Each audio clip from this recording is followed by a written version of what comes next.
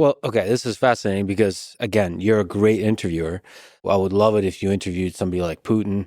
So, this idea that you are a fool in the face of psychopathy, it just doesn't jive with me. I'm an agreeable guy. That's the problem. I'll give people the benefit of the doubt. Right. But that's good because the way you reveal psychopathy is by being agreeable, not weak, but seeking with empathy to understand the other person.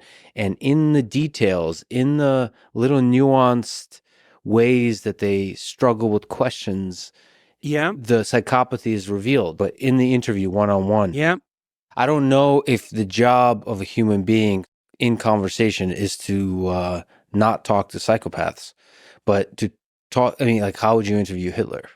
Well, I've had very difficult clinical interviews with people in my clinical practice. But see, here's the nice thing. There's the one-on-one conversation that's not recorded is different than one that's listened by a lot of people, because I would venture I trust the intelligence of the viewer and the listener right. Yeah. to detect even better than you Yes, and I think that's true, by the way. to detect the psychopathy. Yeah, I've had the odd interview with people that I wasn't happy with having organized because I felt that I had brought their ideas to a wider audience than might have been appropriate. But my conclusion and the conclusion of my producers and the people I talked to was that we could run the interview, the discussion, and let the audience sort it out.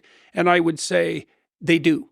So yeah. I think, and it's an ugly place to inhabit, that's for sure. But it's also the case that a very tiny minority of seriously bad actors can have a disproportionate influence. And one of the things I've always hoped for social media channels is that they separate the anonymous accounts from the verified accounts. They should just be in different categories. People who will say what they think and take the hits to their reputation.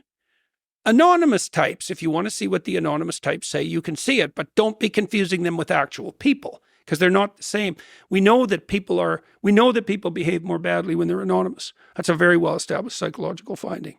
Well, and I think the danger to our culture is substantive. I think the reason that everything started to go sideways pretty seriously around 2015 is because we invented these new modes of communication. We have no idea how to police them.